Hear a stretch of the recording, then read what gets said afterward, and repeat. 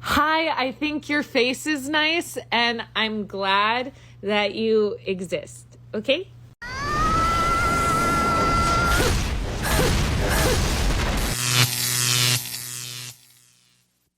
Welcome to The Wall. In today's video, we'll be analyzing how, after 28 years of marriage, a woman faces rejection from her entire family who now supports her husband. The reason? She decided to turn her private life into content for TikTok. We want you to smash that like button and subscribe to the channel. Recently, we've noticed that 73% of the people who watch our content aren't subscribed, and we invite you to do so. We promise to always bring you quality topics. Don't forget to leave your comments and turn on notifications so you don't miss any videos. Alright, let's get started. I knew that when I started TikTok, I was going to have haters and people that didn't agree with what I was doing or would support the idea. And I'll admit I've probably made many mistakes and posted things I shouldn't have posted.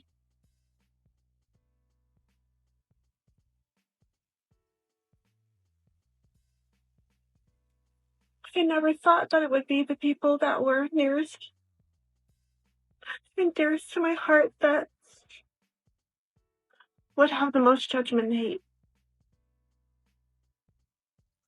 I started TikToks for two reasons.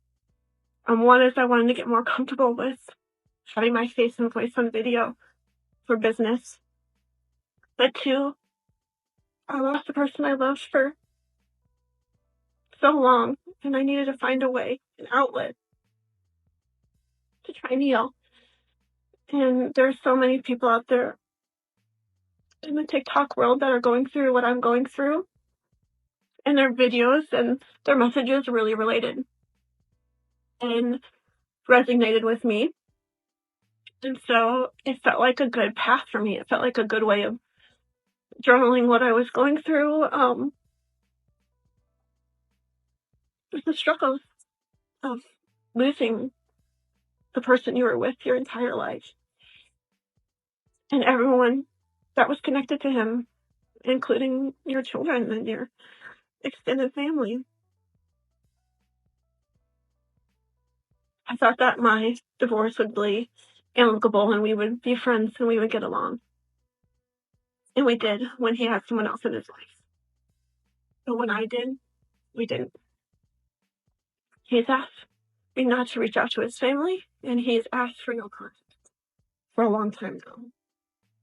And I've done my best to do that, even though he does not. Cocaine is a hell of a drug. This issue clearly reflects one thing: the lack of responsibility in women. Responsibility is kryptonite for women, and this becomes evident when they adopt behaviors without questioning them, simply because they see another woman doing the same. They act without thinking about the consequences for their friends or family.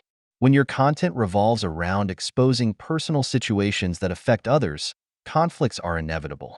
Not everyone is willing to have their life aired on social media.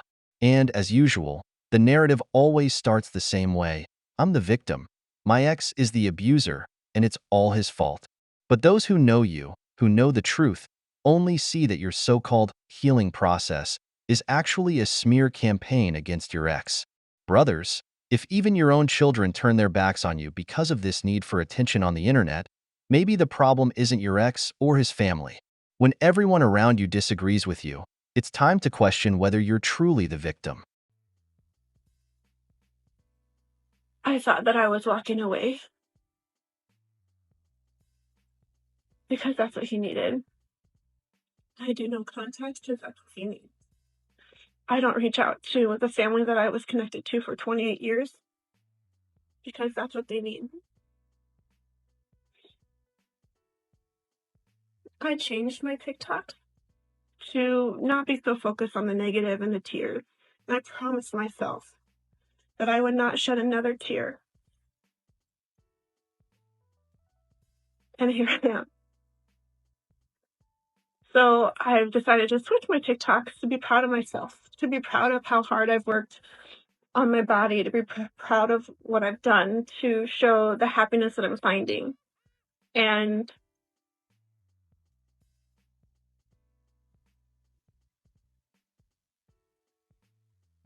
It just brings more hate.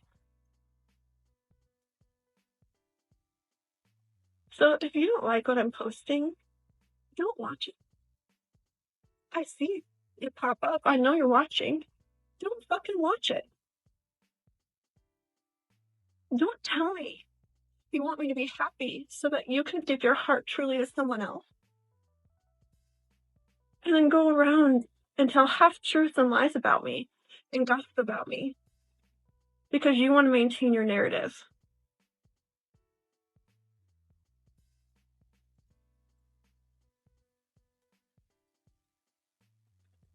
We will never be friends.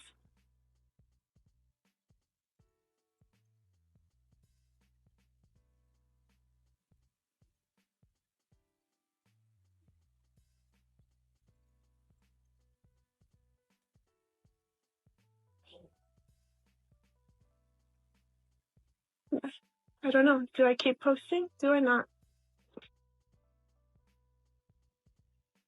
I continue to let you control me and make my decisions for me. And it just tells me that I'm not any stronger than I was before, and I still haven't healed. Maybe eventually you will realize that I truly did love you.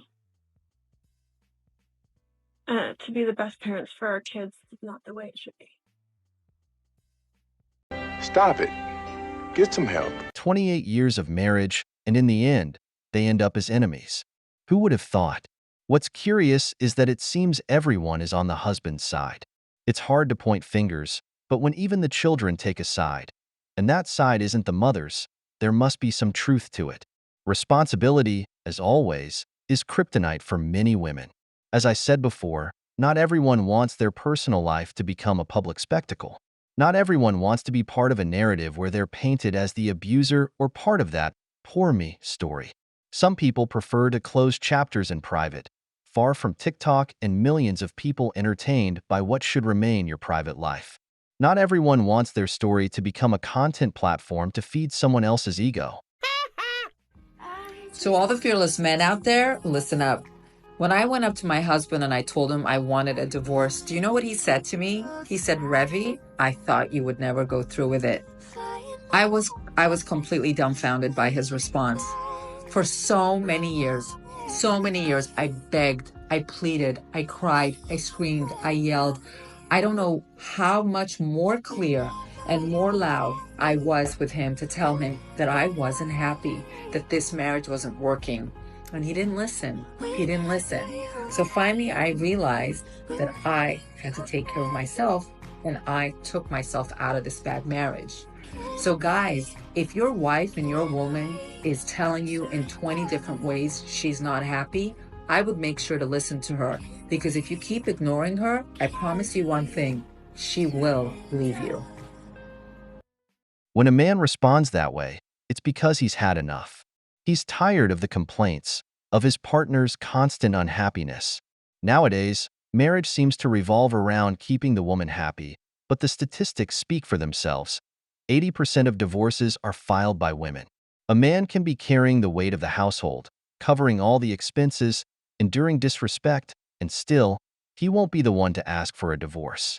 But when a woman feels unhappy, even without clear reasons, she will be the one to leave. That's why, if her husband responded in that manner, he was likely exhausted from hearing complaints and just wanted to leave it all behind. Now, let's take a look at some comments. When I told my husband I wanted a divorce, he said he never saw it coming. Years of begging, crying, being miserable, left him 18 years and no regrets. Anyone in the lesser position of balance, they need to be supported/celebrated. But ultimately the one in power is the one who needs change. There are women who won't listen to unhappy husbands also. Sometimes people are doing the best they can, showing love the best they can, but it still isn't enough for the other person. People's needs change. This algorithm too accurate. My mom out of nowhere divorced my dad last year after 38 years, and he still has no idea why. It was a surprise for me and my siblings. Being a woman in our 50s, post-divorce, empty nesters. Some of you may have even gone through health crisis. I know I did. I had to go through breast cancer last year, passing of both my parents. I mean, shit, man. And now menopause. It's called life. It's called life, and life is worth living. And all I can tell every single fearless woman out there is don't give up. Don't give up. Days that are bad, they'll be bad, but the good news is that the sun always comes up the next day. It always starts fresh, new, and again. So you're worth fighting for. You're worth loving. You're worth giving. You're worth being. So you just take good care of yourself. Take all the time in the world. Do whatever it is that you need to do to get better, get stronger, get healthier, get happier. Put yourself in the front of the line. Put yourself at the top of the list. Learn to say no to others because that means you're saying yes to you. You what? She's alone and facing the wall. While the message might sound motivational, the reality is that if something happens to her tomorrow, she won't have any support. Everyone makes their own decisions, but many times those choices stem from an unwillingness to support their husband or do things for him. This often happens in their 50s, right when the husband is nearing retirement. That's when they decide to take 50% of everything because they deserve to be happy. As the woman in the comment mentioned, not even her daughter or ex-husband understand why the divorce happened after 38 years together. She simply didn't want to keep taking care of her husband. She decided to leave and live her life the way she wanted. Many women make this choice, but when reality hits, be it illness, loneliness, or financial struggles, they expect their children or family to step in. They had a husband willing to care for them, but they chose to leave him. Today, marriage no longer seems to be about taking care of each other. It appears to be solely about making the woman happy. And if she isn't happy, the marriage ends. We've reached the end of the video, but before we go, here are some questions for you. What do you think about the first divorced woman? Does her story convince you? Why do you think so many women file for divorce in their 50s? I hope you enjoyed the video. Here are 2 more videos with interesting divorce stories. If you like our content, don't forget to turn on notifications. We upload videos daily so you won't miss the next episode of The Wall.